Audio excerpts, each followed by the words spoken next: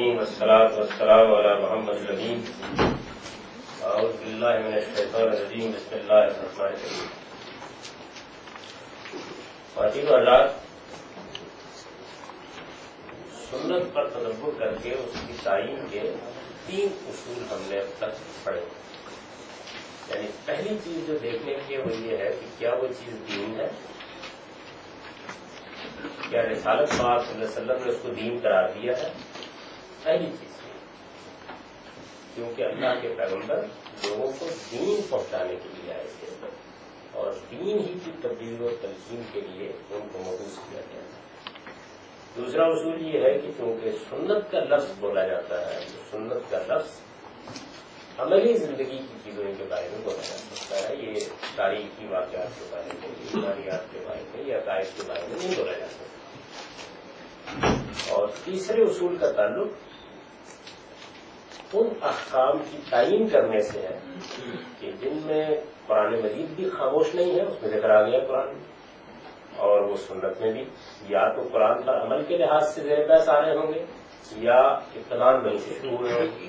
تو یہ ضروری ہے کہ ان کے بارے میں متعین کیا جائے کہ اصل میں کہاں سے شروع ہوئی. یہ چیز متعین کرنے کے لیے جہاں معاملے کی نوعیت ایسی ہے کہ حکم قرآن میں رہ گیا ہے، رسالت مآب صلی اللہ علیہ وسلم کی زندگی سے متعلق نہیں ہوا، مسئلہ پیدا نہیں ہوا، اور جہاں قرآن مجید میں حکم زیر بحث نہیں آیا جس کی ایک مثال کرنا ہے وہاں بھی مسئلہ پیدا نہیں ہوگا. لیکن جہاں قرآن مجید میں بھی ذکر ہو گیا ہے اور سنت میں بھی وہ حکم موجود ہے تو وہاں یہ بحث پیدا ہو جاتی ہے کہ یہ اصلاً کہاں سے اٹھا ہوا ہے. یعنی یہ وہ دائرہ ہے جس میں اس کو متعین کرنا تو ضروری ہو جاتا ہے. کیا قرآن نے ابتداء وہ حکم دیا ہے یا اصلاً وہ سنت سے اٹھا ہوا ہے. تو میں نے جیسے ابھی آپ کو مثال دی کہ قربانی ہے، اعتکاف ہے، ان کا کوئی حکم قرآن میں موجود نہیں ہے، قرآن ان کا ذکر کرتا ہے. اور جب قرآن ذکر کرتا ہے تو پھر یہ دیکھنا پڑے گا یہ کہاں سے آئے گا. تیسرا اصول یہ تھا. چوتھا اصول یہ ہے کہ سنت پر بطور تتبع عمل کرنے سے بھی وہ کوئی نئی سنت نہیں بن جاتی. تتبع کہتے ہیں نقل کے طور پر کوئی کام. قرآن مجید میں یہ اصول بیان کیا گیا ہے کہ جو بھی دین کے احکام ہیں، ایک تو ان کی یہ حیثیت ہے کہ اللہ نے ان کو فرض کیا، واجب کیا، ان کا حکم دیا، یا ان کی کوئی حیثیت طے کر دی. اب یہ حیثیت ایک بار طے ہو گئی، آپ نفل کے طور پر وہ کام کرتے ہیں. مثال کے طور پر قربانی ایک دینی عمل کی حیثیت سے طے ہو گئی دین میں. ایک آدمی اٹھا اور اس نے اٹھ کے کہا جی کہ میرا جی یہ چاہ رہا ہے کہ میرے ہم بیٹے کی پیدائش ہوئی، میں اس پر قربانی کروں. اللہ تعالیٰ نے میری فصل بہت اچھی اگا دی، میری بھیڑ بکریوں میں بڑی برکت ہو گئی، میرا جی چاہتا میں قربانی کروں. اب یہ وہ کیا کر رہا ہے؟ یعنی اصل میں وہ دین میں پہلے سے ایک طے شدہ چیز پر عمل کر رہا ہے. اور عمل کس حیثیت سے کر رہا ہے؟ اسے نفل سمجھ کے، عبادت کی چیز سمجھ کے اس پہ عمل کر رہا ہے. تو یہ ہے تتبع کے طور پر اس پر عمل کرنا. جیسے نماز ہے، تو اب ایک تو نماز ہے جو ہمارے پاس دین میں متعین ہو کے آ گئی ہے. یہ نماز ہوتی ہے، یہ یہاں شروع ہوتی ہے، یہ اس کی رکعتیں ہیں، یہ اس کے اذکار ہیں، یہ اس کے اعمال ہیں، یہ اس کے اوقات ہیں، ہو گئی.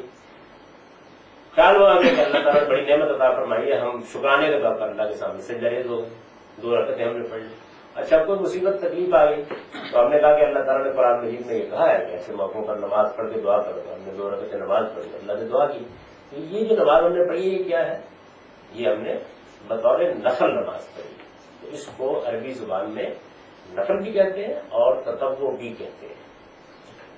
چوتھا اصول یہ ہے کہ سنت پر بطور تتبع عمل کرنے سے بھی وہ کوئی نئی سنت نہیں بن جاتی. اب یہ نازک بات ہے، رسالت مآب صلی اللہ علیہ وسلم نے ایک چیز کو دین کی حیثیت سے جاری کر دی، مثلا نماز. مثال کے طور پر نماز، حضور صلی اللہ علیہ وسلم کو اللہ تعالیٰ نے مکے کی فتح سے نوازا اور اس موقع کے اوپر آپ کھڑے ہوئے اور آپ نے کہا کہ میں اللہ کی شکر گزاری میں 4 رکعتیں یا 2 رکعتیں پڑھ رہا ہوں. تو یہ کیا ہوا ہے؟ یعنی کوئی سنت قائم کی گئی. سنت تو نماز کی قائم ہو چکی ہے پہلے سے. حضور صلی اللہ علیہ وسلم نے اس پر بطور نفل عمل کیا ہے. جیسے میں نے اپنی اور آپ کی روزمرہ زندگی سے مثال دی کہ ہم بھی یہ کرتے ہیں، اس سے دین میں کوئی نیا حکم نہیں آ جاتا. اگر ہمارے وہ کام کرنے سے دین میں کوئی نیا حکم شامل نہیں ہو جاتا تو حضور کے کرنے سے شامل نہیں ہوتا. یعنی جیسے ہم دین میں نفل کام کرتے ہیں ایسے حضور بھی کرتے ہیں. اس کی ایک اور مثال لی، نبی صلی اللہ علیہ وسلم نے حج کو بطور ایک سنت کے جاری کر دی. اب حضور صلی اللہ علیہ وسلم نے ایک حج کیا، یہ عمل ہو گیا اس کا، ایک اور حج کیا، تو آپ کیا کہیں؟ آپ کہیں گے 2 مرتبہ حج کرنا سنت ہے؟ کہیں گے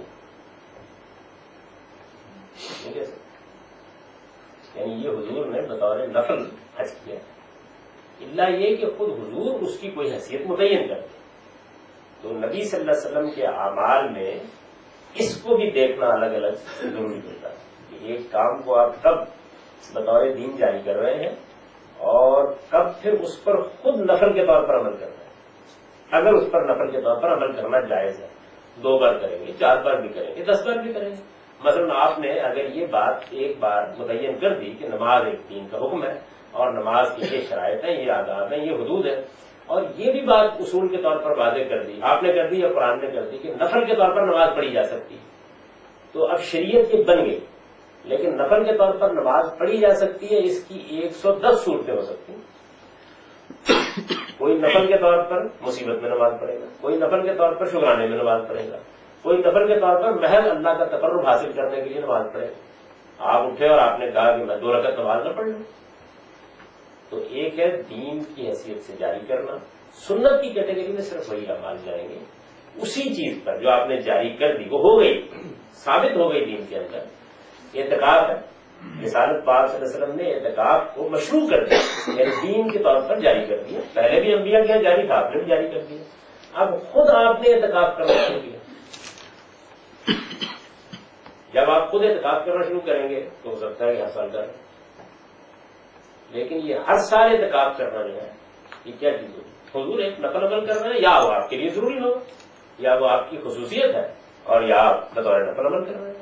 یعنی یہ نہیں ہو سکتا کہ آپ کہیں کہ اچھا پہلے سال کا اعتکاف کرنا ایک سنت ہو گئی، دوسرے سال کا اعتکاف کرنا دوسری سنت ہو گئی، تیسرے سال کا اعتکاف کرنا تیسری سنت ہو گئی. یہ نہیں ہوتا. یعنی چیز کو ایک مرتبہ وہ قرار پانا ہے، الا یہ کہ دوسری مرتبہ کرنے کو بھی حضور کوئی ایک خصوصی چیز دے رہے ہیں، حیثیت دے رہے ہیں، ورنہ وہ محض نفل ہے جیسے آپ پڑھتے ہیں، اس طرح حضور نہیں پڑھتے.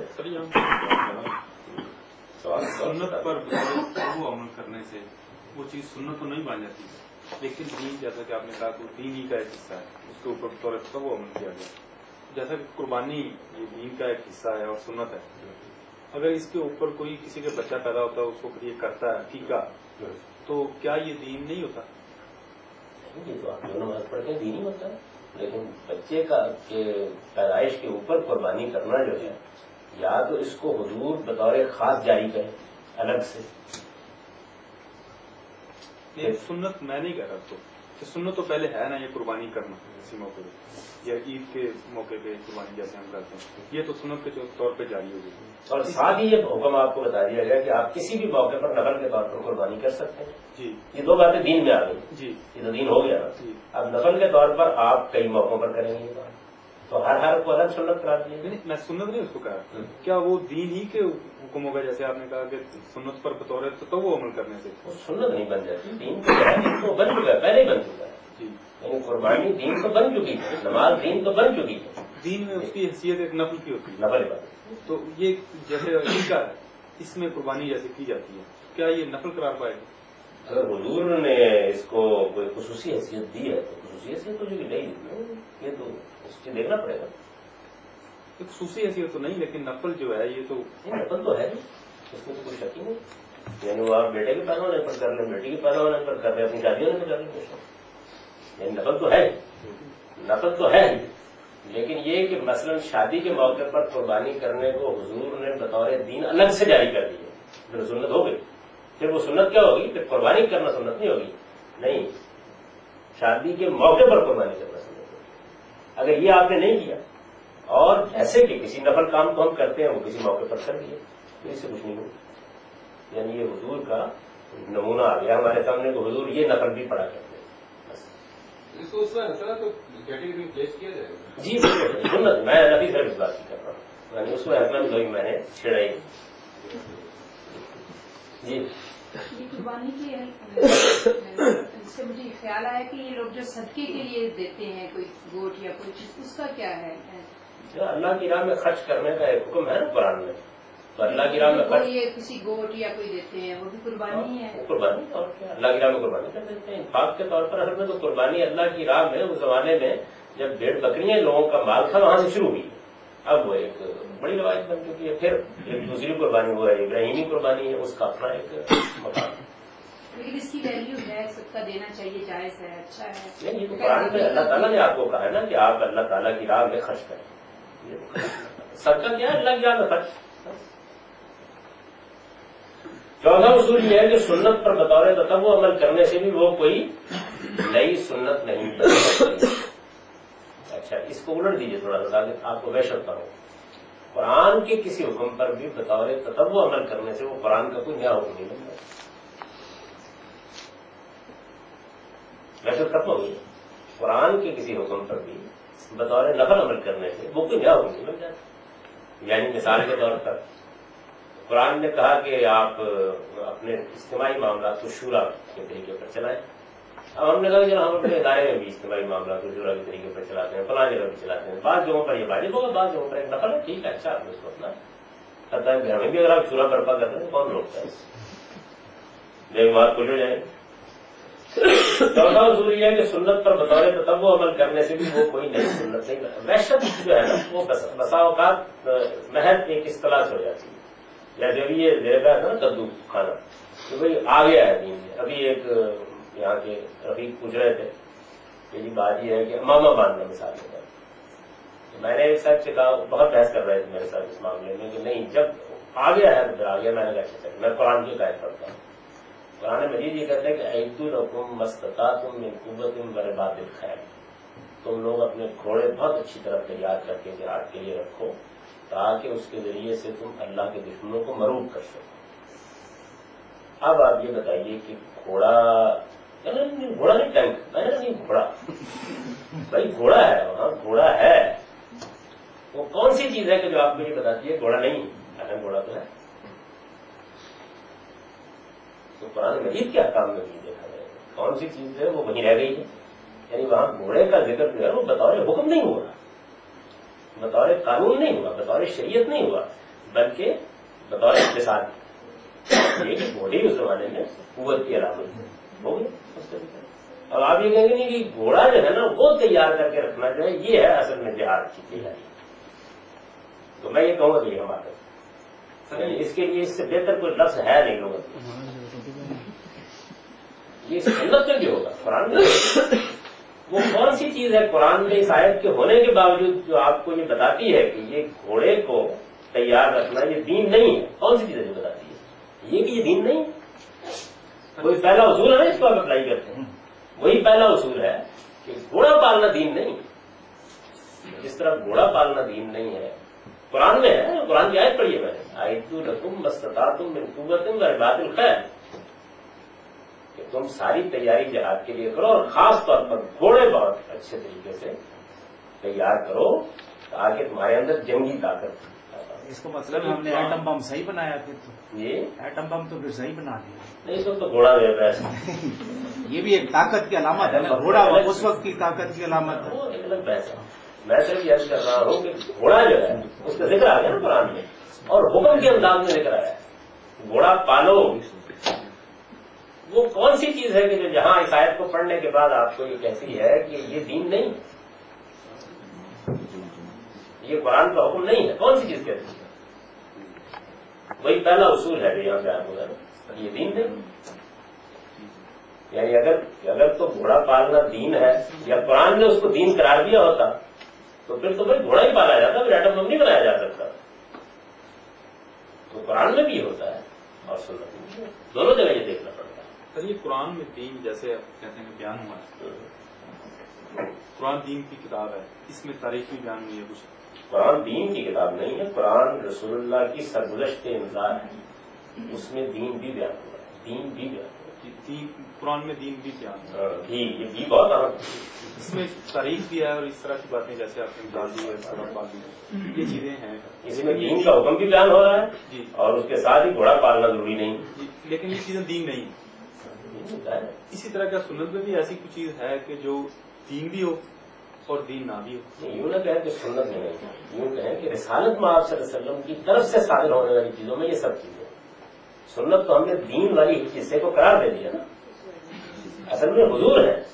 حضور ایک مکان کے اندر بیٹھے ہوئے یا بے شمار چیزیں آپ نے صادر کر دی ہیں، قول سے، فعل سے، تصویر سے. سر ہم نے دو چیزوں کو دین قرار یعنی وہاں قرآن ہے نہیں، قرآن میں دین ہے. دین ہم کو دو صورتوں میں ملا ہے، ایک قرآن میں ملا ہے، ایک سنت میں ملا ہے. اور سنت میں دین ہے. سنت دین ہے. سنت سراسر دین، سنت سراسر دین ہے. رسول اللہ سراسر دین ہے. یعنی رسول اللہ صلی اللہ علیہ وسلم سے معاشرت کی چیزیں بھی صادر ہو رہی ہیں. آپ کو واقعہ بھی سنا رہے ہیں، آپ کو حکایت بھی کر رہے ہیں، آپ اپنی معاشرت کے لحاظ سے بھی معاملہ کر رہے ہیں. سنت حضور سے صادر ہونے والا دین. سنت وہ چیز نہیں لیکن دوسری چیز بھی وہ کمپلیٹ تھی. چوتھا اصول یہ ہے کہ سنت پر بطور تتبع عمل کرنے سے بھی وہ کوئی نئی سنت نہیں بن جاتی. ہم جانتے ہیں کہ نبی صلی اللہ علیہ وسلم نے اس ارشاد خداوندی کے تحت کہ وَمَن تَتَبَّعَ خَيْرًا فَإِنَّ اللَّهَ شَاكِرٌ عَلِيمٌ، یا خیر نکرہ استعمال ہوا ہے، یعنی جس نے کوئی بھی نیکی کا کام کیا نفل کے طور پر. یہ تتبع کا لفظ یہیں سے ہے. وَمَن تَتَبَّعَ خَيْرًا، یعنی قرآن مجید نے ایک اصول بیان کر دیا. میرے پاس تو ایک خاص حکم تھا لیکن اس کو بیان اس طریقے سے کیا کہ جسے اصول نکلا ہے کہ جس نے کوئی بھی نیکی کا کام نفل کے طور پر کیا تو اللہ تعالیٰ اس کو قبول کرنے والا. یعنی اس سے گویا یہ اصول قائم ہو گیا کہ ہر وہ کام جو نیکی کا کام ہے اسے آپ بطور نفل کر سکتے ہیں. یہ قرآن نے بیان کر دیا. اب حضور نے اس قرآن کے حکم پر عمل کیا. کیسے کیا؟ آپ نے اس ارشاد خداوندی کے تحت شب و روز کی 5 لازمی نمازوں کے ساتھ نفل نمازیں بھی پڑھی. یعنی قرآن مجید نے جب یہ کہا کہ کوئی بھی نیکی کا کام جو تم نفل کے طور پر کرو، نفل کے طور پر یعنی اپنی طرف سے، لازم نہیں تھا، وہ واجب نہیں کیا گیا تھا. تم کوئی بھی نیکی کا کام جب اپنے طور پر کرو گے تو اللہ اسے قبول فرمائے گا. تو اب حضور کو اس پر عمل کرنا تھا نا. حضور تو بہترین نمونہ ہمارے لیے. تو آپ نے کیا کیا؟ آپ نے سنت کے طور پر 5 نمازیں جاری کی. یہ سنت ہے. آپ نے ان 5 نمازوں کے ساتھ جو آپ نے سنت کے طور پر آپ ہی نے جاری کی، انہی نمازوں کو بطور نفل پڑھا. انہی نمازوں کو بطور نفل پڑھا. جیسے کہ ہم قرآن کے کسی حکم پر بطور نفل عمل کریں. تو شب و روز کی 5 لازمی نمازوں کے ساتھ نفل نمازیں بھی پڑھی ہیں. رمضان کے روزوں کے علاوہ نفل روزے بھی رکھے ہیں. نفل قربانی کوئی چیز بھی اپنی اس حیثیت میں سنت نہیں ہے. یعنی جب وہ بطور دین کے جاری کی جا رہی تھی تو سنت، جب اس دین کو جاری کر کے پیغمبر اس پر بطور نفل عمل کر رہے تو نفل.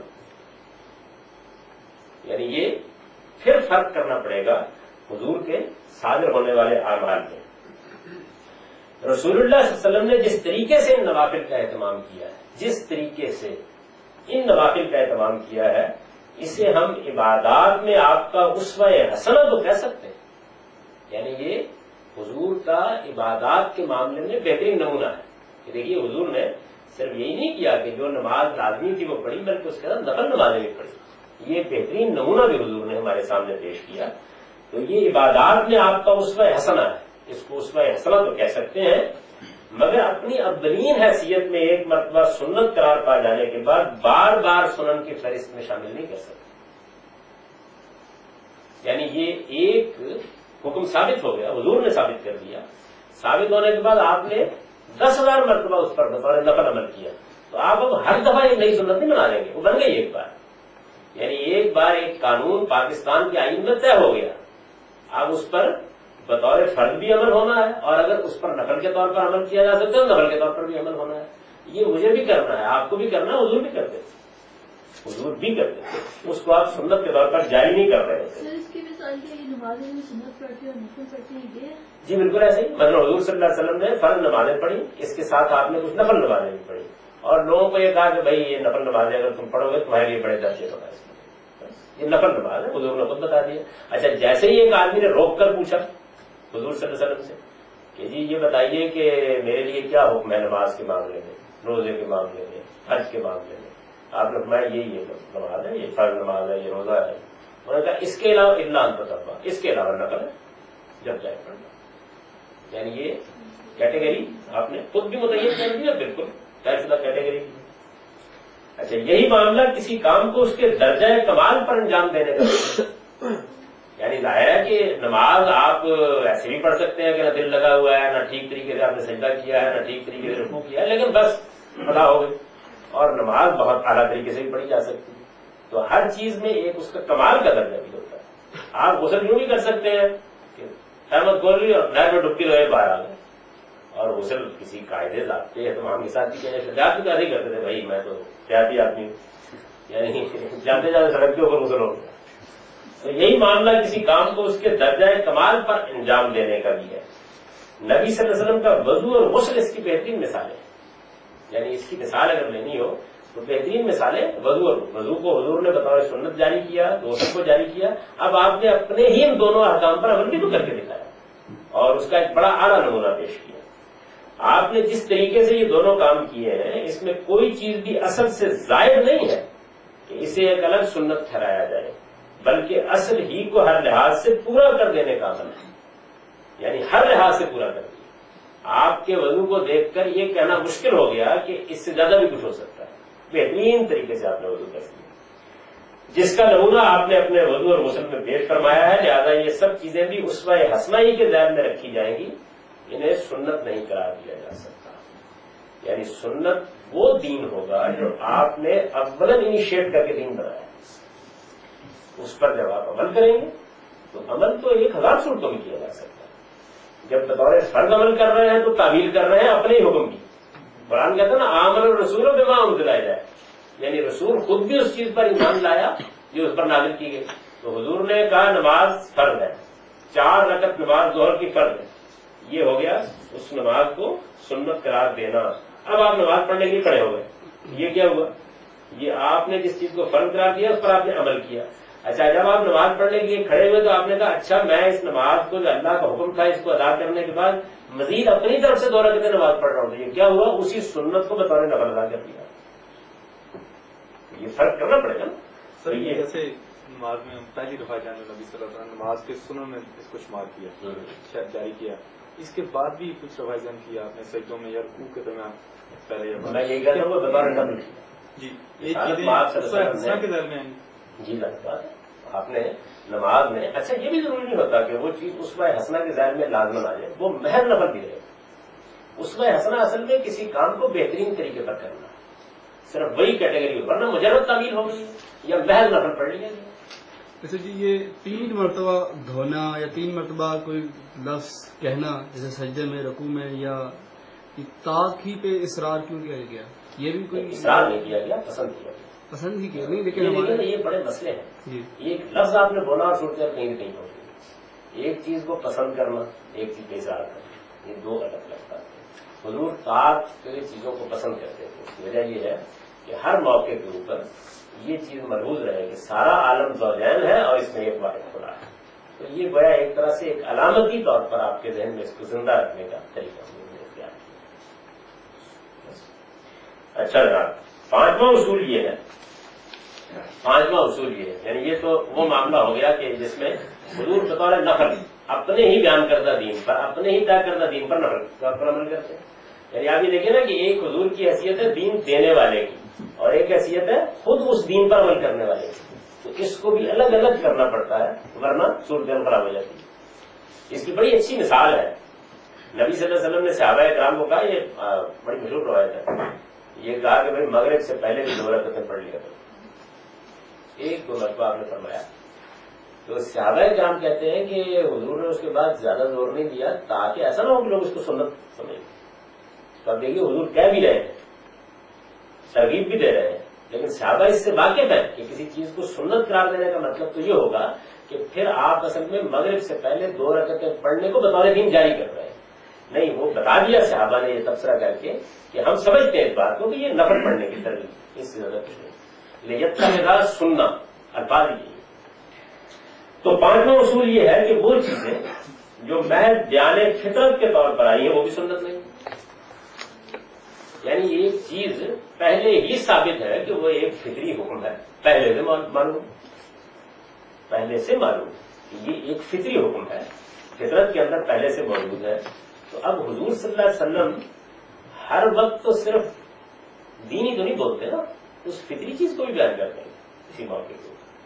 تو جیسے قرآن کے اندر اگر کوئی چیز پہلے سے ہے تو آپ اس پر عمل ہی کریں گے نا، اسی طرح اگر کوئی چیز پہلے سے فطرت میں ہے تو اس کو بیان ہی کریں گے، اس پر عمل کریں گے. وہ آپ سے انیشیٹ ہی نہیں ہوئی تو سنت بھی نہیں کراتا. تو یوں سمجھ لیجیے کہ چیز کو بطور دین پیغمبروں سے انیشیٹ ہونا چاہیے. اگر وہ آدم علیہ السلام سے لے کر اب تک فطرت کے اندر موجود ہے انسان کی تو بس کچھ نہیں ہے، وہ فطری دین ہے وہ بھی، لیکن اسے سنت کی کیٹیگری نہیں رکھ سکتے. یہ ہم پیچھے دیکھیے پڑھ چکے ہیں، یعنی قرآن پر تدبر کے مبادی میں پڑھ چکے ہیں کہ قرآن کی دعوت جو ہے یہ 3 سٹیپس سے گزری ہے. اس کے پس منظر کے مقدمات کے پریمیسز یہ ہیں. پہلے دین فطرت، وہ دین جو اللہ تعالیٰ نے انسان کی فطرت پہ ودیت کر دی ہے، یہ پہلا دین ہے. اس کے بعد دین ابراہیمی کی روایت جس کو ہم سنت کہتے ہیں، اس کے بعد قرآن. تو اب جس وقت آپ کے سامنے کوئی چیز آئے حضور نے کہی ہوا تو جیسے اس بات میں اگر قرآن پہلے اس کو انیشیٹ کر رہا ہے تو وہ آپ سے اب منسوخ نہیں کی جائے گی، قرآن کا حکم قرار دیں گے. اسی طرح اگر وہ ایسی چیز ہے کہ وہ اصل میں نہ آپ نے انیشیٹ کی ہے نہ قرآن نے کی ہے، وہ تو اصل میں فطری بات ہے.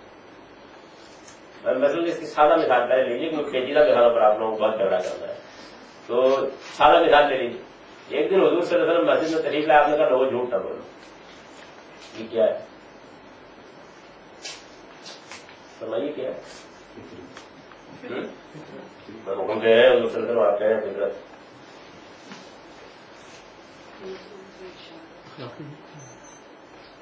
یعنی یہ بات کہ قرآن مجید بھی کہتا ہے کہ جھوٹ نہ بولو، تو یہ قرآن کا حکم نہیں ہے، یہ فطری حکم ہے. اس کو قرآن نے بیان کر دیا. یہ دین فطرت کا حکم ہے، اس کو قرآن نے بیان کر دیا. یہ قرآن سے نہیں شروع ہوا، یعنی قرآن نے آ کر نہیں بتایا پہلی بار لوگوں کو جھوٹ بولنا کوئی بات. تو وہ یاد رکھیے، وہ بحث وہ پیچھے ہو چکی ہے جس میں ہم نے، یعنی اس کا عنوان تھا دین کی آخری کتاب. اس میں یہ بتایا تھا کہ پہلا دین فطرت کا دین ہے. تمام اخلاقی اصول جو ہے یہ فطرت کا دین ہے. یعنی یہ پیغمبروں نے نہیں شروع کیا، یہ خدا نے انسانی فطرت میں دیا ہے. پیغمبر جب اس کو بیان کرتا ہے، جب حضور نے کہا جھوٹ نہ بولو، تو آپ نے کیا کیا؟ آپ نے جھوٹ نہ بولنے کو دین نہیں بنایا، دین میں پہلے سے موجود ایک حکم کی تاکید فرمائی. جس سے آپ پہلے بات سمجھ لیجیے، کیونکہ پھر نازک مثالوں میں لڑنا ہے آپ کو تو لڑیے آپ. تو یہ بات واضح ہو گئی. یعنی ایک چیز جو ہے وہ دین ہے، لیکن دین کی نفی نہیں ہو رہی. وہ کس کیٹیگری میں جائے گا؟ اگر وہ فطری دین ہے تو وہ فطرت کی کیٹیگری میں جائے گا. اگر وہ دین ابراہیمی کی روایت ہے تو سنت کی کیٹیگری میں جائے گا. اور اگر وہ قرآن نے پہلی بار انیشیٹ کیا ہے حضور کی بعثت کے بعد تو وہ پھر قرآن کے احکام کی کیٹیگری میں جائے گا. تو گویا دین میں 3 کیٹیگریز جو ہیں یہ ہم پڑھ چکے ہیں پہلے.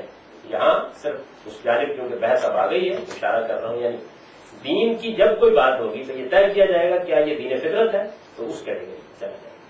کیا یہ دین ابراہیمی کی روایت ہے یعنی سنن انبیاء میں سے ہے، اس کیٹیگری میں چلا جائے گا. اور اگر اس کے بعد قرآن میں پہلی بار انیشیٹ ہوا تو قرآن کیا کہا.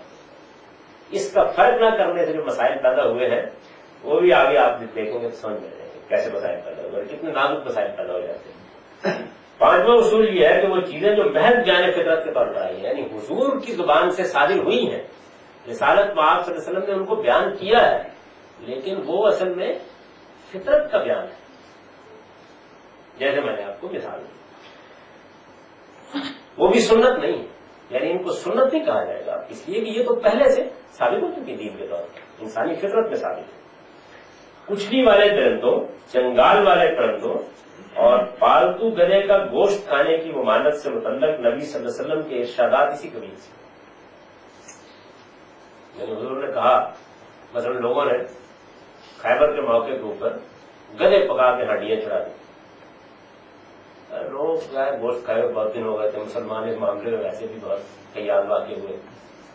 تو اچھا یہ واقعہ جس طرح بیان ہوتا ہے اس میں لوگوں کا خیال یہ تھا کہ سارے کے سارے لوگوں نے نہیں، کچھ لوگوں نے، بڑا لشکر تھا اور گرد و پیش سے بہت سے قبائلی اور دوسرے عرب بھی آئے ہوئے. تو بعض لوگوں نے تو حضور صلی اللہ علیہ وسلم کو اطلاع نہیں تو آپ نے کہا کہ نہیں یہ گوشت ہے بھائی، یہ کیا چیز. ہٹاؤ. یعنی اس کا مطلب یہ ہے کہ گدھے کے گوشت کی حرمت نہیں آپ قائم کر رہے ہیں. گدھے کے گوشت کی ممانعت تو موجود ہے فطرت میں, لوگوں نے اس کی خلاف ورزی کر رہی ہے تو ہم توجہ لا رہے ہیں کہ یہ تو کر رہے ہیں, کھانے کی چیز ہے, کیا کھانا چاہ رہے ہیں. تو بات صحابہ نے تبصرہ کیا ہے تو اس وجہ سے منع کیا تھا کہ سواری جو کم پڑ جائے. نہیں ایسا نہیں, حضور کے جو الفاظ ہیں وہ یہ ہے کہ ہر ایک یہ نجس ہے. بیان فطرت سے دین فطرت جسے ہم کہیں گے اس میں حرمت نہیں ہوتی, اور یہ اس سے حرمت نہیں ثابت ہوگی گدھے کے کھانے کی. یہ تو ثابت نہیں ہے. ابھی آپ نے کہا نا کہ حرمت نہیں ثابت ہوئی گدھے کے کھانے کی. نہیں, حضور سے اس کی حرمت نہیں ثابت ہو رہی. حضور کی طرف اس حرمت کی نسبت درست نہیں, یعنی یہ دین فطرت کی حرمتوں میں موجود ہوگا. حرمتوں میں ہوگا یا کراہتوں میں ہوگا وہ ایک الگ بحث ہے. یعنی وہ قرآن کے احکام میں بھی کراہت حرمت کی تقسیم تو اپنی جگہ رہے گی, وہ دین فطرت کی حرمتوں میں ہوگا. سر یہ سنت کے بارے میں تو ہم جان گئے ہیں کہ اس کو زیادہ کرنے کا کیا طریقہ ہے. ابھی نہیں جانا, ابھی تو آپ نے کہا جان گئے اور بعد میں خراب ہو جائے. لیکن یہ بیان فطرت جو چیز ہے اس کے بارے میں کیا اصول ہے کہ اس کو ہم یہ کس طرح سمجھیں گے کہ یہ بیان فطرت. آپ کی فطرت بتا دیں, جب ہے ہی بیان فطرت تو فطرت کو بتانا چاہیے. بعض لوگوں کی یہ فطرت جن کی مسخ ہو جاتی ہے وہ تو یہ بالکل ٹھیک بات ہے. جب فطرت مسخ ہوئی ہوگی تو جس کی ہوئی ہوگی اس سے بحث ہو جائے گی. ایسے جیسے قرآن کے حکم کو سمجھنے میں ہو جاتی ہے. یعنی اگر صحیفہ الہی کو پڑھنے میں اختلاف ہو سکتا ہے تو صحیفہ فطرت کو پڑھنے میں بھی اختلاف ہو جائے. پھر ہم دلائل دیں گے, بحث کر لیں گے اس موضوع پر. اگر بحث کے نتیجے میں جیسے قرآن مجید کو کسی حکم پر ہو سکتا ہے, اتفاق نہ ہو تو باقی نہ ہو سکتا. تو پہلے تو آپ اپنے ذہن میں یہ واضح کر لیجئے کہ کوئی چیز ایسی نہیں جس میں لوگوں کو بالکل قائل کیا جا سکے. قرآن رہے گا. اس سے پہلے تدبر قرآن کے مبادی بیان کرتے ہوئے ہم نے میزان اور فرقان کے زیر عنوان حدیث اور قرآن کے باہمی تعلق کی بحث میں بدلائل واضح کیا ہے کہ قرآن میں لا اجد فیما اوحی الی اور انما حرم علیکم یہ حرم علیکم کی تحدید کے بعد یہ اسی فطرت کا بیان ہے جس کے تحت انسان ہمیشہ سے جانتا ہے کہ نہ شیر اور چیتے اور ہاتھی کوئی کھانے کی چیز ہے اور نہ گھوڑے اور گدھے دسترخوان کی لذت کے لیے پیدا کیے گئے. اس طرح کی بعض دوسری چیزیں بھی روایتوں میں بیان ہوئی ہیں, انہیں بھی اسی ذیل میں سمجھنا چاہیے اور سنت سے الگ انسانی فطرت میں ان کی اسی حیثیت سے پیش کرنا چاہیے. یعنی کبھی یہ نہیں کہنا چاہیے کہ ہمارے دین میں جھوٹ بولنا منع ہے, دین فطرت میں جھوٹ بولنا منع ہے, انسانوں کے مسلمہ دین میں جھوٹ بولنا منع ہے, دین ابراہیمی میں ختنہ ہے. یعنی اب یہ چیز جو ہے یہ اصل میں ایسی نہیں ہے کہ انسان فطری طور پر اس کو جان سکتا تھا. یہ انبیاء علیہ السلام نے آ کے یہ بات ان کو بتائی, لیکن کنہوں نے بتائی؟ حضور نے نہیں, انبیاء علیہ السلام نے. حضور نے اس کی تصریح کر دی. اور چور کا ہاتھ کاٹ دو, زانی کو کوڑے مار دو, قرآن کا حکم. تینوں دین ہیں. یعنی پورے کے پورے قرآن مجید میں کسی جگہ پر مردوں کے ساتھ جنسی تعلق جو ہے اس کی حرمت نہیں بیان ہوئی, اس کا حکم بھی نہیں بیان ہوا, لیکن یہ انتہائی شنیع جرم ہے. کس اصول پر؟ دین فطرت کے اصول. چنانچہ قرآن نے دیکھیے کیا کمال کیا ہے, جب اس معاملے کا ذکر عورتوں کے معاملے میں آیا دیکھا ہے سو امرکم اللہ, یعنی وہ طریقہ اختیار کرو جس کا اللہ نے تم کو حکم دیا. کہاں دیا؟ یعنی فطرت کے دے چکا ہے, میں دے چکا ہوں حکم. اللہ تعالیٰ کہتے ہیں قرآن میں نہیں حکم دیں گے ایسا امر حکم اللہ. تو امر الہی جو ہے وہ فطرت کا امر ہے پہلا, اس کے بعد انبیاء کی سنت ہے, اور اس کے بعد قرآن دین کی آخری کتاب ہے. یہ ذہن میں سور کا گوشت قرآن کا حکم ہے جی. سور کے گوشت کو نہ کھانا. سور کا گوشت جو ہے یہ انبیاء علیہ السلام کے تمام ادیان میں رہا ہے, لیکن عربوں کے یہاں یہ روایت ختم ہو چکی تھی. اس وجہ سے ہم کیٹیگری میں اس کو قرآن کے حکم میں رکھنے پہ مجبور ہیں, ورنہ تو موجود ہے, تورات میں بھی موجود ہے. یعنی سور صرف ہم ہی نہیں کرتے, اس سے پہلے بھی ناخن کاٹنا نہیں ہے جی. ناخن کاٹنا اگر انبیاء علیہ السلام نے اس کو بیان کر دیا اور دین قرار دے دیا ہے تو وہ ایک قدم مزید آگے بڑھ کے اس کو بیان کر دیں. یہ 5 چیزیں ایسی ہیں جو فطرت ہے, لیکن انبیاء علیہ السلام نے اس میں قانون سازی کر دی. یعنی ایک دوسری چیز جو ہوتی ہے اس میں پھر قانون سازی کر دی جاتی ہے. مثال کے طور پر گدھے کا گوشت تو پہلے ہی کھانا بنا تھا, یہ بھی اس کے بعد قانون سازی کر دی گئی. گدھا اگر کہیں کسی جگہ پکا ہوا ہو تو آپ تھوڑا سا پلیٹ میں پرے رکھتے ہیں اس کو, اب یہ قانون سازی ایک مخصوص نوعیت کی ہوگی. اس طرح 3 سورس نہیں بن جاتے دین کے. ابھی ہم قرآن اور سنت کو دین کہتے ہیں, اب 3 کہہ دیں کہ قرآن اور سنت جو ہے وہ انبیاء علیہ السلام محمد رسول اللہ سے جو دین صادر ہوا ہے اس کا سورس ہے. فطرت تو پہلے سے موجود ہے, لیکن اگر اب جس کو کلیکٹیولی کہا جائے کہ آپ تینوں, اگر مثال کے طور پر آپ جس طرح آپ نے سنت کے لیے بھی کہا قرآن بطور تطوع وہ مزید نئی چیز نہیں بنی تھی, اگر اسی طرح اگر انہوں نے قانون پیغمبروں نے اللہ نے فطرت کو قانون سازی کر کے اس طرح بنا دیا, لیکن اگر ہم اس کو اسی طرح قانون سازی میں پھر آگے کچھ بات کی جاتی ہے, یعنی وہ ایک اگلی بحث. میں نے کہا تھا کہ اگر رسول اللہ صلی اللہ علیہ وسلم اس بات کو بطور سنت جاری کر دیتے کہ قربانی یہ ہے تو نقل ہو لیکن بچوں کے پیدائش پر کی جائے گی, بطور نقل کی جائے گی, تو اب گویا ایک نقل چیز کو آپ نے لیا اور ایک مزید اس کو سنت کے طور پر جاری کر دیا. تو یہ جناب میں جو چیزیں وہ فطرت کی بحث کی جائے گی, وہ حضور کی زبان سے صادر ہو گئی ہیں, بلکہ حضور کیا قرآن سے صادر ہو گئی ہیں, تب بھی وہ قرآن کا حکم نہیں قرار پا جائیں گی, وہ پہلے سے بولیں گے. جھوٹ بولنے کے بارے میں قرآن کہے گا, بددیانتی کے بارے میں کہے گا, لیکن وہ احکام. اس کی بڑی سادہ مثال میں آپ کو دیتا ہوں. یتیموں پر ظلم نہیں ہونا چاہیے, یہ انبیاء کا حکم ہے. یعنی آپ کی فطرت کیا کہتی ہے؟ ٹھیک, یتیم اگر تمہارے گھر میں ہے تو اس کا جو مال ہے اس کو آپ اپنے کاروبار کے مال میں ملا کر اس کو اکٹھا کاروبار کر سکتے ہیں یا نہیں کر سکتے. اب کیا ہوا, ایک فطری بات کے اوپر قانون سازی ہو گئی. اس میدان سے سمجھیں, ایک فطری بات پر اب اس کو دین کے احکام میں بیان کرنا پڑتا, اس لیے کہ وہ بات فطری نہیں تھی, وہ تو مزید اس کے اوپر قانون سازی ہو گئی. سر فطرتاً ہمیں یہ مینڈک اور چھٹیاں وغیرہ جو ان سے راحت محسوس ہوتی ہے, لیکن دنیا کا ایک بہت بڑا حصہ ہے جو یہ استعمال کرتا ہے بڑی رغبت کے ساتھ, اس کو ہم کہاں پلیس کریں گے؟ تو آپ یہ کہیں گے کہ ہماری فطرت میں یہ ممنوع ہے, ان لوگوں کے ہاں اس کی ممانعت کیونکہ موجود ہے تو ہم ان پر بحث کریں گے, یعنی اپنی فطرت ان کو کمیونیکیٹ کریں. ہو گئی تو اچھی بات ہے, نہ ہوئی تو فطرت فرق ہو گئی انسانوں کے اندر ہی. فطرت جبلت نہیں ہے, جبلت تو خلاف ورزی نہیں ہوتی. فطرت کو تو انسان مست کر لے, اس کی خلاف ورزی کرتا. حیا فطرت ہے لیکن اتر گئی ہے.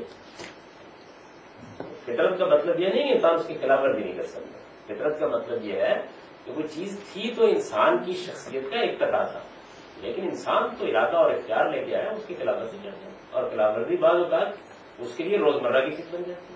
ایک بار کپڑے اتار کے دیکھ لیجیے, اس کے بعد کبھی بھی شرم نہیں آئے گی اطمینان سے اتار دیں. پہلی مرتبہ ذرا مشکل پیش آئی.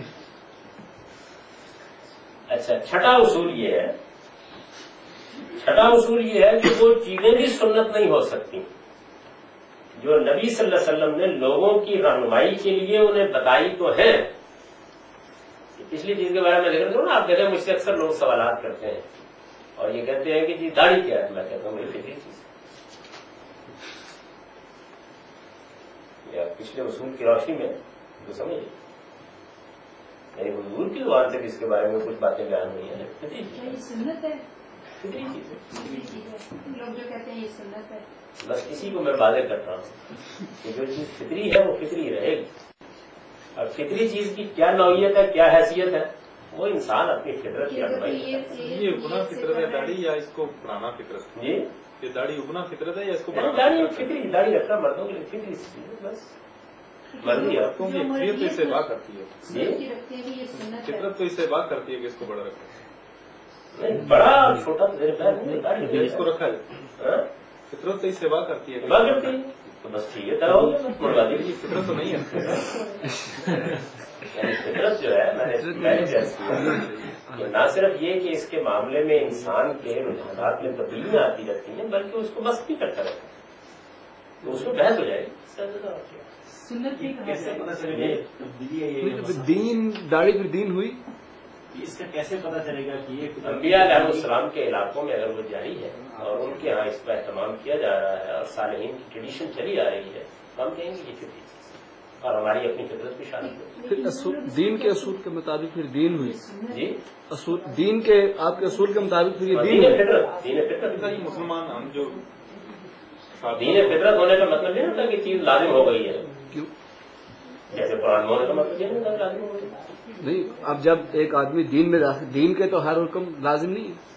یہ پہلی بار مجھے معلوم ہو. نہیں، ایسا حکم جو یعنی جو دین بطور دین ایک دین نفل ہوتے ہیں. نفل دین کے احکام کی کیٹیگریز یہ ہے کہ واجب ہوگا یا نفل ہوگا. جی ہوں گے نا. جی. دین کے احکام کی کیٹیگری یہ ہے کہ حرام ہوگا یا مکروہ ہوگا. تو یہ کس کیٹیگری میں آئے گا؟ اس مطلب پہلے بات یہ مان لیجیے کیٹیگری دو ہوتی ہے نا. یہ نہ کہیے نا کہ واجب ہونا دین. میں وہی کہہ رہا ہوں کہ یہ اتنی بات مان لیجیے، بعد میں باقی بات نہیں کرتے. دین میں ہونے کا مطلب یہ نہیں ہوتا کہ چیز واجب ہو گئی. یہ پھر آپ کو بتانا پڑے گا کیا اس کے وجوب کی دلیل. وجوب کی دلیل پھر بتانی پڑے گی مزید. مطلب ہے کہ جس آدمی کے لیے جو یہ ریلائز کرتا ہے کہ داڑھی رکھنا جو ہے یہ اللہ کی بنائی ہوئی فطرت کا تقاضا ہے، اس کو لازم سمجھنا چاہیے. اس کو ادھر رکھنا چاہیے. اب لازم کی تو آپ کو دلیل دینی ہے نا. نہیں لازم اس کو میں یعنی وہ بھی لازم نہیں ہو جائے گی. پسندیدہ چیز ہوتی ہے نا. دین میں دونوں کیٹیگری موجود ہوتی ہیں، لازم کیٹیگری، پسندیدہ کیٹیگری. حرام کیٹیگری، ناپسندیدہ کیٹیگری. سر جیسے جھوٹ بولنا ہے یہ فطرت کا اصول ہے. اور دین یہ آپ کی فطرت ساتھ یہ بھی بتا رہی ہے کہ یہ بڑا بدترین جرم. ساتھ یہ بھی بتا رہی ہے. تو پھر یعنی آپ کی فطرت جو ہے وہ یہ نہیں بتاتی کہ جھوٹ بولنا کو معمولی اس چیز. ساتھ ہی بتا رہی ہے کہ بہت ہی ٹھیک اور شدید. تو سر یہ داڑھی رکھنا پھر اتنا اہم آپ کی فطرت کیا بتاتی ہے؟ لیکن میں جھوٹ کے بارے میں زیادہ بات کے ساتھ روکا بول رہا ہوں. سر بعض چہروں پہ داڑھی اچھی لگتی ہے، بعض پہ بری لگتی ہے. ان کی فطرت میں زیادہ پسندیدہ ہے. ویسے بھی سر صفائی کا تو کہا ہوا ہے نا کہ آپ صاف لگیں، آپ داڑھی بھی لوگ بہت صاف رکھتے ہیں. یعنی دیکھیے بات یہ ہے کہ میں نے اصول بتایا آپ کو کہ کسی چیز کے قرآن میں ہونے کا بھی یہ مطلب نہیں ہے. نہیں، سیاق سباق سے طے کیا جائے گا کہ یہ یہاں قرآن اس کو لازم کر رہا ہے، قرآن اس کو بطور نفل بیان کر رہا ہے، کیا حیثیت دے رہا ہے. سنت میں بھی اگر کوئی چیز آئے گی، مثلا قربانی کو رسالت میں آپ صلی اللہ علیہ وسلم نے بطور سنت جاری کیا، تمام انبیاء نے جاری کیا ابراہیم علیہ السلام کے بعد. یہ بھی ہم قربانی دیتے ہیں. یہ بحث ہوتی ہے نا. آپ کہتے ہیں کہ واجب ہے، چوکے کہتے ہیں نہیں. واجب اور نہ واجب ہونے کی بحث ہے، قربانی کے مشروع ہونے کی بحث نہیں. یہ تو ہر چیز میں ہوگی. دین کے جو کانٹینٹ ہے، شریعت کے اندر کا جو کانٹینٹ ہے، اس میں تو اس میں بہت ساری رہنمائی انبیاء ہی سے مل جاتی ہے کہ یہ واجب ہے، یہ نفل ہے، یہ کیا چیز ہے. لیکن جو فطرت کی چیزیں ہوتی ہیں اس میں پھر انسان کی جو پرسنل اوپینین ہے وہی میٹر کرے گی. جی بالکل ایسے ہی ہوگا. اس کی وجہ یہ کہ اصل میں آپ صحیفہ فطرت کو پڑھ رہے ہیں اور اس کی آیت کو پڑھنے کے بعد اختلاف رائے ہوگی. آپ قرآن کو پڑھ رہے ہیں، یہ صحیفہ خداوندی ہے، آپ اس کو پڑھ رہے ہیں، اس کی آیت کا مدعا سمجھنے میں اختلاف ہو گیا. بالکل ایسے ہی آپ پیغمبر کی سنت، ابھی میں نے سنت کی مثال دی نا کہ قربانی جو عید الاضحیٰ کے موقع پر قربانی کرتے ہیں، اس کے بارے میں جب فقہا یہ بحث کرتے ہیں کہ کیا یہ واجب ہے، ایک گروہ کہتا ہے کہ واجب ہے، دوسرا کہتا ہے واجب نہیں ہے. دونوں قربانی کو عید الاضحیٰ کے موقع پر کرنے کا عمل جو ہے مان رہے ہیں، اس کو بطور سنت اس کو مان رہے ہیں، لیکن یہ بحث کرتے ہیں کہ حضور پر کرتے ہیں. اگر دین میں ہوتے ہی کوئی چیز واجب ہو جاتی ہے. اس لیے یہ پہلے اصول کے طور پر جان لیجیے کہ تینوں جگہوں سے جب کوئی حکم بیان کیا جائے گا تو تینوں جگہوں پر دونوں کیٹیگریز پائی جائیں گی. سنت کی کیٹیگری، کراہت کی کیٹیگری، استحباب کی یعنی پسندیدگی کی کیٹیگری، وجوب کی کیٹیگری، لازم ہونے کی کیٹیگری. یہ فطرت کے دین میں بھی ہوتی ہے، یہ سنت میں بھی ہوتی ہے، یہ قرآن میں بھی. ان کے کیا پرنسپل ہے جی وجوب کے اور کراہت کے کیا پرنسپل ہے؟ یعنی قرآن میں ہوگا تو قرآن کے سیاق سباق، اس کی آیت، اس کے تربت سے معلوم ہو جائے گا. سنت سے ہوگا تو حضور کو اس کو اپنے عمل سے واضح کر دیں گے، اور اگر فطرت میں ہوگا تو آپ کو فیصلہ کر دیں گے. اب یہ جو کچھ فطرت میں چیزیں اور حضور کے عمل میں بھی نظر آتی ہیں ہمیں، مثال کے طور پہ داڑھی لے لیں، تمام کہا جاتا ہے کہ تمام انبیاء نے رکھی، اس کے بعد صحابہ میں بھی عام. تو حضور بہت سے کام نفل بھی کرتے ہیں، یہ تو معلوم ہو گیا. جی جی، اس سے وجوب کچھ نہیں ہوگا، مطلب نفل بھی کرتے ہیں. پسندیدہ ہونے ایک نفل کی آپ اس کو مداومت کے ساتھ کریں تو وہ بھی نفل ہی رہے گا. یعنی آپ ساری زندگی صبح کے وقت اٹھ کے 2 رکعت نماز پڑھنے فرض ہو جائے گی، نفل ہی رہے گی. جو چیز اپنی اصل میں نفل رہے گی. اب جو فرض نمازیں ہیں جیسے 5 نمازیں، یعنی داڑھی کبھی رکھنے اور نہ رکھنے کا کیا طریقہ ہے؟ ایک فرض نمازیں جس طرح پڑھتے ہیں 5، وہ حضور نے فرض کیا ہے تب فرض نہیں ہے. اگر حضور ساری زندگی بھی ان کو پڑھتے اور اس کے ساتھ یہ بات واضح کر دیتے کہ یہ عبادت ہے، حضور نے ساری زندگی تہجد پڑھی اور بتا دیا کہ تم لوگ یہ فرض نہیں ہو گئی. एक रात है जिसमें हुजूर ने छोड़ी, सारी जिंदगी पड़ी है, तो कोई वाजिब आपका किसी से समझिए। छठा उसूल चीज ये है, इब्राहिम अलैहिस्सलाम ने दाढ़ी रखी, सुन्नत रखी थी, कहाँ रखी? सारे अंबिया ने रखी है, तो कैसे मालूम हुआ? तो आपकी तकरीरों से असर है। ये आपका मार्ग है। छठा उसूल ये है कि वो चीजें भी सुन्नत नहीं हो सकती जो नबी सल्लल्लाहु अलैहि वसल्लम ने लोगों की रहनुमाई के लिए उन्हें बताई तो है। आप देखिए, ये और एक नाजुक कैटेगरी आ गई। छठा उसूल ये है कि वो चीजें भी सुन्नत नहीं हो सकती जो नबी सल्लल्लाहु अलैहि वसल्लम ने लोगों की रहनुमाई के लिए उन्हें बताई तो है, लेकिन इस रहनुमाई की नौइयत ही पूरी कतईयत के साथ वाज़ेह कर देती है कि उन्हें सुन्नत के तौर पर जारी करना आपके पेश नजर ही नहीं। यानी जब आप वो बात कर रहे हैं तो ये बता भी रहे हैं साथ और वाज़ेह भी कर रहे हैं, अपने तर्जुमे से वाज़ेह कर रहे हैं, अपने तरीके से वाज़ेह कर रहे हैं कि नहीं, ये मैं को सुन्नत के तौर पर नहीं जारी कर रहा। मसलन एक सहाबी हुजूर के पास आ गया, उसने कहा कि हुजूर ये जो है ना, अल्लाह ताला ने हुक्म दिया है कि आपके बारे में दुआ कीजिए, है ना कुरान में, तो हुजूर के लिए बुलंदी दर्जा, इसको दुरूद कहते हैं हमारे, बुलंदी दर्जात की दुआ कीजिए। वो आ गया और उसने आगे आपसे पूछा कि हुजूर ये दुआ कैसे करें, तो हुजूर ने कहा चाहे कर लो। 2-4 मरतबा पूछा तो आपने कहा अच्छा ऐसे करें। अब बताइए क्या होगा? यानी आपने बताया तो है, बताया तो है, लेकिन पूछने पर बताया है, इस्तिफसार पर बताया है, बताते वक्त भी अच्छा ये कर लो या ऐसे कर लो, ये कुछ भी नहीं हुआ, यानी कुछ भी नहीं हुआ। आपने बताया तो है, लेकिन बताने का पूरा तरीका ये बता रहा है कि उसे बतौर सुन्नत जारी करना पेश नजर ही नहीं। यानी ये बताने का तरीका बता रहा है, क्योंकि एक बंदा आया, उसने आगे कहा और हुजूर सल्लल्लाहु अलैहि वसल्लम ने कहा अच्छा से कर, ठीक, कोई दूसरा बात कहते अच्छा से करता कहते। इसकी एक मिसाल नमाज में कादे के अज़कार है, यानी नमाज में ये जो आप तहियात पर बैठते हैं, हमारे यहाँ की इस्तिलाह है, या तशहुद में बैठते हैं, कादा कहते हैं ना इसको, इसकी एक मिसाल नमाज में कादे के अज़कार है। रवायतों से मालूम होता है कि आपने लोगों को तशहुद और दुरूद भी सिखाया है और इस मौके पर करने के लिए दुआओं की तालीम भी दी है, लेकिन यही रवायतें वाज़ेह कर देती हैं कि इनमें कोई चीज भी ना आपने बतौर खुद इस मौके के लिए मुकर्रर की और न सिखाने के बाद लोगों के लिए इसे पढ़ना लाजिम करा दिया। ये आपके पसंदीदा अज़कार है और इनसे बेहतर कोई चीज तसव्वुर नहीं की जा सकती, लेकिन इस मामले में आपका तर्ज अमल साफ बताता है कि आप लोगों को किसी बात का पाबंद नहीं करना चाहते, बल्कि उन्हें ये इख्तियार देना चाहते हैं कि वो आपकी सिखाई हुई ये दुआएं भी कर सकते हैं और इनकी जगह दुआ मुनाजात के लिए कोई और तरीका भी अपना सकते हैं। यानी हुजूर का बताने का अंदाज ही बता रहा है कि भाई चाहो ये दुआ करो, ये दुआ करो। लिहाजा सुन्नत सिर्फ यही है, सुन्नत सिर्फ यही है कि कादे में अल्लाह ताला से दुआ की जाए। इसके अलावा कोई चीज भी इस मौके पर सुन्नत की हैसियत से मुकर्रर नहीं की गई। ये एक मिसाल है। दूसरी मिसाल देखिए कितनी अमूमी मिसाल है। नबी सल्लल्लाहु अलैहि वसल्लम को किसी दिन साहबा ने ये पूछा कि ये बारह हम ये देखते हैं कि आप नमाज जब शुरू करते हैं तो सूरह फातिहा पढ़ने से पहले कुछ देर खामोश रहते हैं, अल्लाह अकबर करके तो कुछ खामोशी के बाद सूरह फातिहा पढ़ते हैं। कहा मैं इस मौके पर ये दुआ पढ़ता हूँ जो आप सना पढ़ते हैं, ये और इसके अलावा किसी दूसरे मौके पर पूछा हमने, तो मैं एक और दुआ पढ़ता हूँ। आप मुझे ये बताइए कि अगर ये दीन था, अगर इसको सुन्नत के तौर पर जारी करना मकसूद था, तो हुजूर खामोश क्यों रहे? पूछने ही पर क्यों बताया? अच्छा ना पूछा जाता तो फिर किधर जाता दीन?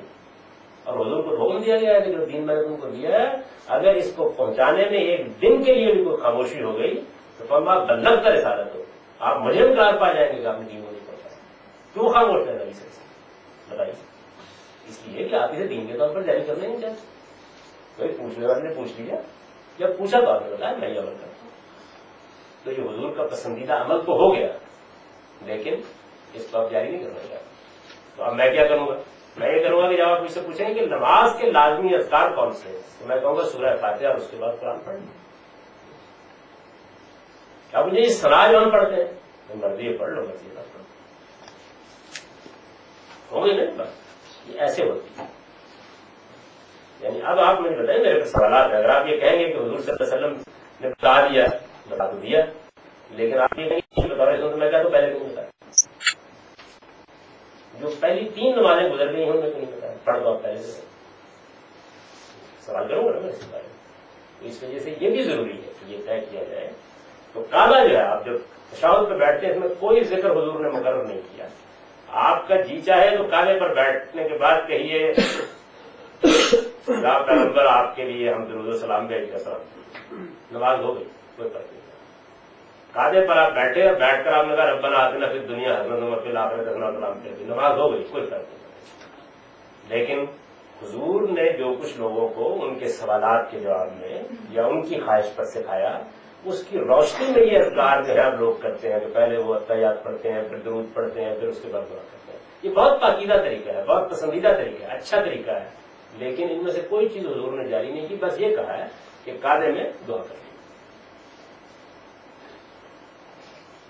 ابھی ہے یہ 7واں اصول جو ہے یہ ویسے 1 منٹ کا ہے. اگر آپ کا 1 منٹ تو ختم ہو جائے گا. 5 منٹ تک 7واں اصول یہ ہے, 7واں اصول یہ ہے کہ جس طرح قرآن خبر واحد سے ثابت نہیں ہوتا, یہ بحث ہم کر چکے ہیں قرأتوں کی بحث میں, کہ اخبار احاد سے بھی قرآن نقل ہوا ہے لیکن وہ ثابت نہیں ہوتا, تو قرآن نہیں کہتے. اسی طرح سنت بھی اس سے ثابت نہیں ہوتی. اس طرح قرآن ثابت نہیں ہوتا, اس طرح سنت بھی ثابت نہیں ہوتی. کیوں؟ سنت کی حیثیت دین میں مستقل ذات ہے. یعنی ذرا حوصلہ کر کے کہیے کہ ہے یا نہیں ہے نا. سنت کی حیثیت دین میں مستقل ذات ہے. رسول اللہ صلی اللہ علیہ وسلم اسے پورے اہتمام, پوری حفاظت اور پوری قطعیت کے ساتھ انسانوں تک پہنچانے کے مکلف ہیں. یعنی دونوں میں ایک بات کیجیے, تھے یا نہیں تھے؟ اگر یہ دین تھا تو پھر اس کو پہنچانے کے مکلف تھے نا. پھر اس حکم کا مصداق تھا یہ کہ اگر اس کو نہیں پہنچایا تو فما بلغ کا رسالت ہے. اخبار احاد کی طرح اسے لوگوں کے فیصلے پر نہیں چھوڑا جا سکتا تھا کہ وہ چاہیں تو اسے آگے منتقل کریں اور چاہیں تو نہ کریں. اخبار احاد یا حدیثیں جتنی ہیں ان میں حضور نے یہ اہتمام نہیں فرمایا کہ پہنچاؤ. حضور نے کسی بندے کو بات کرنے پر یہ بھی نہیں کہا کہ دوسروں کو بتا دینا. اگر ان سے دین ثابت ہوتا ہے اس کا مطلب ہے تبلیغ رسالت کا فریضہ ادا ہی نہیں, کیونکہ اگر اس نے نہ پہنچایا تو پھر کیا بنے. لہذا قرآن کی طرح سنت کا ماخذ بھی امت کا اجماع ہے. یعنی جس طرح قرآن امت کے اجماع سے ثابت ہوتا ہے, ہمارے احاد پر ملنے والا قرآن نہیں ہے اس وقت موجود. ہمارے احاد سے قرآن بھی منتقل ہوا ہے, میں بتا چکا ہوں اس سے پہلے, لیکن وہ قرآن نہیں ہے. اسی طریقے سے بہت سی چیزیں حدیثوں میں منتقل ہوئی ہیں, لیکن یہ کہ ان سے دین میں کوئی اضافہ نہیں ہوتا. لہذا قرآن کی طرح سنت کا ماخذ بھی امت کا اجماع ہے, اور جس طرح وہ صحابہ کے اجماع اور قولی تواتر سے امت کو ملا ہے, اسی طرح یہ ان کے اجماع اور عملی تواتر سے ملی ہے. اس سے کمتر کسی ذریعے سے رسول اللہ صلی اللہ علیہ وسلم کے اسوہ حسنہ اور آپ کی تفہیم و تبیین کی روایت تو بے شک قبول کی جا سکتی ہے, لیکن قرآن و سنت کسی طرح ثابت نہیں ہوتی. یعنی قرآن کے لیے اجماع ضروری ہے. قرآن کے کسی حکم کی آپ نے تفہیم کی, آپ نے تبیین کی, آپ نے وضاحت کی, یہ اچھی بات, یہ تو. لیکن یہ کہ نہ قرآن خبر واحد سے ثابت ہوگا, حدیث سے قرآن ثابت نہیں ہوتا, نہ سنت حدیث سے ثابت. سر یہ قرآن میں اس آیت میں یہ چیز بیان ہوئی کہ دین جو ہے اجماع کے ساتھ منتقل ہونا چاہیے. قرآن میں کسی آیت میں یہ بیان نہیں. میں شاید میری غلطی ہے, وہ جو آیت امت وصلتکم شہداء علی الناس ویکون الرسول علیکم شہیدا, اس میں بھی یہ بیان نہیں. رسول کی ذمہ داری ہے کہ صحابہ کرام کو کے اوپر بحیثیت امت اس دین کی شہادت دیں, اور ان کی ذمہ داری یہ ہے کہ بحیثیت امت اس دین کی شہادت لوگوں کے اوپر دیں. یہ آیت میرے پاس کیا ہے کہ مطلب اس کا یہ مطلب نہیں. سنت کی تعین کے یہ 7 رہنما اصول ہیں, انہیں سامنے رکھ کر اگر دین کی اس روایت پر تدبر کیا جائے جو رسول اللہ صلی اللہ علیہ وسلم سے قرآن کے علاوہ اس امت کو منتقل ہوئی ہے, تو سنت بھی قرآن ہی کی طرح پوری قطعیت کے ساتھ متعین ہو جاتی ہے. یعنی اگر آپ ان 7 اصولوں کو سامنے رکھ کر رسالت میں آپ صلی اللہ علیہ وسلم سے جو کچھ ثابت ہوا ہے قول میں, فعل میں اور تقریر و تصریف میں اس پر غور کریں گے تو جب ان ساتوں اصولوں کو آپ اپلائی کر دیں گے تو اپلائی کرنے کے بعد سنت بھی ویسی ہی متعین ہو جائے گی جیسے قرآن میں، ویسی ہی قطعیت سے ثابت ہو جائے گی جیسے قرآن میں۔ سر سنت موقدہ اور غیر موقدہ کو کیا ہوا؟ کوئی چیز نہیں، لوگوں کی باتیں ہیں حضور نے کوئی سنت موقدہ اور غیر موقدہ نہیں کی۔ تو یہ جناب میں نے ختم کر دیا، لیکن ظاہر ہے کہ اس کے بارے میں بہت سے سوالات ہیں، تو اگلی نشست میں انشاءاللہ عزیز ہم پہلے آپ غور کیجیے ان سب چیزوں پر، غور کر کے وہ سوالات متعین کر دیجیے۔ تدبر حدیث کی بحث سے پہلے ہم ان سوالات کو دیکھیں گے، اگر ایک نشست کافی ہوئی تو ٹھیک ہے، نہ ہوئی تو دونوں اس کی نظر کر دیں گے، اور پھر انشاءاللہ اس کے بعد شروع کریں گے مبادی تدبر حدیث۔ یعنی حدیث کا دائرہ کیا ہے؟ نہ حدیث قرآن دیتی ہے نہ حدیث سنت دیتی ہے، حدیث قرآن اور سنت دونوں کو یا تو بیان کرتی ہے اور یا ان کی تفہیم کرتی ہے، ان کی تفہیم کرتی ہے۔ اقول قولی ھذا واستغفر اللہ۔